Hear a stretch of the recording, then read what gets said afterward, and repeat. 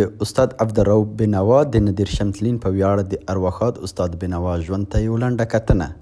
استاد عبدالرؤف بینوا تکړه لیکوال او ژباړن خوږژبی شاعر و.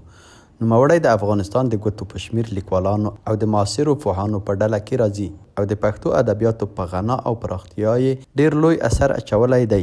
استاد بینوا په 1923 هجري قمري کال کې د کندهار ښار خرقې شریفې ته نږدې د سید حسن په کوڅه کې زیږېدلی او هلته لوی شوی دی. استاد بینوا په خټه د لویدیځو پښتنو د علیزیو له قوم څخه و. د استاد بینوا کورنۍ د کندهار له درنو او علمي کورنیو څخه ده.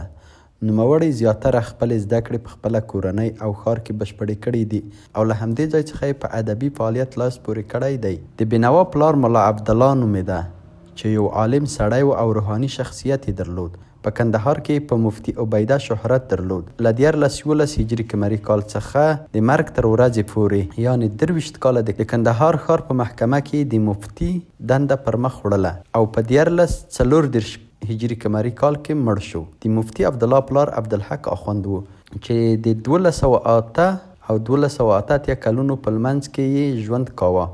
په کندهار کې استاد کل باله. په 1208 کال کې د 8 کلونو په عمر مړ شو او د کندهار په لویه هدیره کې د عیدګاه جومات شمالي لوري کې خاورو ته وسپاره. بینوا د ځان په ګډون 3 ورونه درلودل: مولانا محمد عبدالکریم، قاضي عبدالوهاب او خپله استاد بینوا. د بینوا تر ټولو لوی ښوونکی د ده مشر ورور او د افغانستان وتلی عالم مولانا عبدالکریم و چې په 1915 هجري قمري کال کې په کندهار کې زیږېدلی و او د 53 په شاوخوا کې کتابونه یې تالیف کړي دي. د دغه درنې او علمي کورنۍ فاضل زوی عبدالرؤف بینوا د خپل عمر زیات و کم 45 کاله په رسمي او دولتي چارو کې تیر کړي دي. بینوا صوفي سړی و او زیاتو خلکو په روحانیت او سړیتوب منلی و. بینوا کعبې شریفې ته په پښو تللی او راغلی و او بغداد ته هم پلی سفر کړی و. محمد ابراهیم عطایي د استاد بینوا د شخصي ژوند په اړه خپل نظر داسې څرګندوي: په شخصي ژوند کې بینوا د اخلاقو یو سمبول و.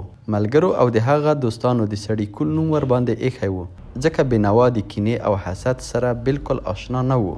له 1918 لمریز کال نه تر 1963 کالو پورې یې رسمي ماموریتونه ترسره کړي دي. ښاغلی بینوا د رسمي ماموریتونو په لړ کې چې کله به مدیر، د پوهنتون استاز، رئیس، مستشار، معین، وزیر او آن وکیل و، د ماموریت په دغو ټولو دورو کې له خپلو ملګریو سره ښه رویه درلوده او په صمیمیت کې هیڅ توپیر نه راتلو او د دوستانو په منځ کې همغه بینوا و کوم چې به و. په 1944 میلادي کال کې چې کله په کابل پوهنتون کې د ادبیاتو پوهنځي بیرته فیل شوه، بینوا پکې د استاد په حیث وټاکل شو. نو له دې کبله دی له علمي فعالیت او علمي څېړنو سره نږدې پاتې شو. ده په یو وخت کې هم د ښوونکي دنده پر مخ وړله او هم یې علمي څېړنې ترسره کولې. په دې وخت کې د نوموړي د ادب پیژندنې او د پښتو ژبې تاریخي مقالې د کابل په ادبي مجله کې چاپېدلې.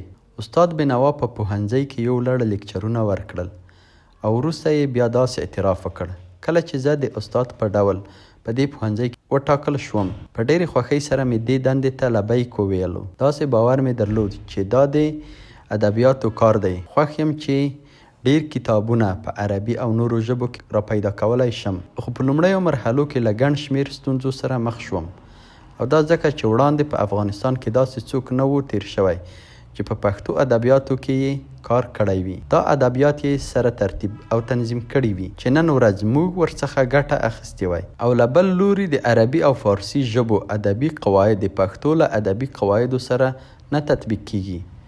د ادبي نظریاتو د اظهار لپاره باید حقیقي پوهه په لاس کې ولرو. له دې مخې بینوا اړ شو چې د ډېرو پښتو شاعرانو د کلیاتو متنونه په ډېر زیار سره تجزیه او تحلیل کړي. په 1948 کال کې بینوا له خادم سره پېښور ته سفر وکړ او هلته یې د منشي احمد جان او د پېښور نورو لیکوالانو او فرهنګیانو سره لیده کاته وشول. همدارنګه په 1949 کال کې په کابل کې یو اخبار د هیواد په نوم کار پیل وکړ. د لومړي مدیر چارې یې بینوا په غاړه واخیستې. ډېرې لوړې او ژورې پرې تېرې شوې خو چا خراب ونه لید. داسې قدرت په بل چا کې نه دی لیدل شوی. سره له دې چې بېنوا د وزارت او سفارت تر څوکیو ورسید، خو ده دا کمال درلود چې نه ملګري ورک کړي او نه بېنوا له ملګرو ورک شي. دا هغه ځانګړنه وه چې په ډېرو کمو خلکو کې تر سترګو کیږي او له ټولو ملګرو او دوستانو سره یې مینه لرله. استاد بېنوا دا رسمي دندې ترسره کړې دي. له 1919 څخه تر 1923 پورې په پښتو ټولنه کې د ځینو بېلابېلو څانګو د مشرۍ او غړیتوب ترڅنګ د دې مؤسسې د مشرۍ چارې یې په غاړه درلودې. په 1951 میلادي کال کې د ځینو خبرو له امله د ده لیکنې او آثار تر څار لاندې ونیول شول. ده د دې کار زغم ونه شوی کړی او خپله استعفا یې وړاندې کړه. بېنوا صاحب په یو مکتوب کې چې د کابل په مجله کې نشر شو له پښتو اکاډمۍ څخه یې د خپل تګ او د خپلې استعفا علت څرګند کړی دی او له خپلو لوستونکو سره یې پکې خدای پاماني کړې ده چې په یاد مکتوب کې یې د استعفا علت بدچانسي او د عصبي کمزوریو لوی علت ګڼل شوی دی. بېنوا لیکي د خپل محترم رئیس دومره کومک او شفقت چې زما هره مقاله له چاپ څخه مخکې وګوري نو دومره احسان زه په ځان نشم منلی او همدا شول چې د خپل خلاصون غوښتنلیک مې وړاندې کړ او ومنل شو. په ادبیاتو پوهنځي او ټولو ځایونو کې دا خبر خپور شو چې استاد بېنوا له اکاډمۍ څخه استعفا ورکړې ده. آن تر دې چې دا خبر غلام حسن صافي ته ورسید. صافي په یو سرخلاصي مکتوب کې بېنوا ته ولیکل: بېنوا زه خبر شوی یم چې ته له اکاډمۍ څخه ځې او که دې وباسي هر ډول چې وي ستا دا اقدام د پښتو او پښتنو لپاره لویه بدبختي ده. زه د یو پښتون په صفت ستا له دې استعفا سره موافق نه یم. د صافي په عقیده له اوږده خوب څخه د پښتنو په رابیدارولو د بېنوا فعالیت ډېره مرسته کوي. له 1923 څخه تر 1924 پورې د پخوانیو دندو ترڅنګ د ادبیاتو پوهنځۍ له جوړېدو سره سم په همدې پوهنځۍ کې استاد شو. 1925 څخه له 1929 کال پورې د پښتو ټولنې لوی مدیر، د مطبوعاتو د خپلواک ریاست د خپرونو د لویې څانګې لوی مدیر، له 1932 تر 1934 پورې په ډهلي کې کلتوري سلاکار، له 1934 څخه تر 1940 کال پورې د کابل راډیو مشر، له 1946 څخه تر 1940 کال پورې د اطلاعات او کلتور وزیر، له 1940 څخه تر 1950 کال پورې په ولسي جرګه کې د موسیقالا د خلکو استازی، له 1950 څخه تر 1950 پورې متقاعد او په کور ناست و، له 1950 څخه تر 1958 پورې د پښتو څېړنو د نړیوال مرکز او وروسته بیا د علومو اکاډمۍ سلاکار، له 1958 څخه تر 1959 پورې د صدارت سلاکار، په 1959 کې په لبنان کې افغان سفیر. همدارنګه استاد بېنوا د لیکوالۍ او شاعرۍ اوږده مخینه درلوده. د نوموړي په نثر کې تخلیقي او تحقیقي برخې دواړه شته. نظم یې هم رنګیني لري او هم درد.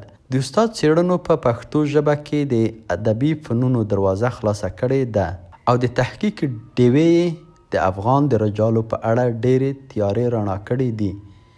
د نوموړي تخلیق د زمانې له آواز سره همغږي لرله او قلم یې همیشه د ابتکار په هڅو کې و. ارواښاد استاد بېنوا د 1963 کال د مرغومې میاشتې په 21 نیټه د زړه د ناروغۍ له امله د پردیسۍ په شپو او ورځو کې له دې فاني نړۍ څخه سترګې پټې کړې او موږ یې د خپل مرګ په ویر او ماتم کښېنولو او په خپله یې دارالبقا ته کډه وکړه. ارواښاد استاد بېنوا د نیویارک په نیوجرسي ښار کې خاورو ته وسپارل شو. انا لله و انا الیه راجعون. روح ښاد او یاد یې تل.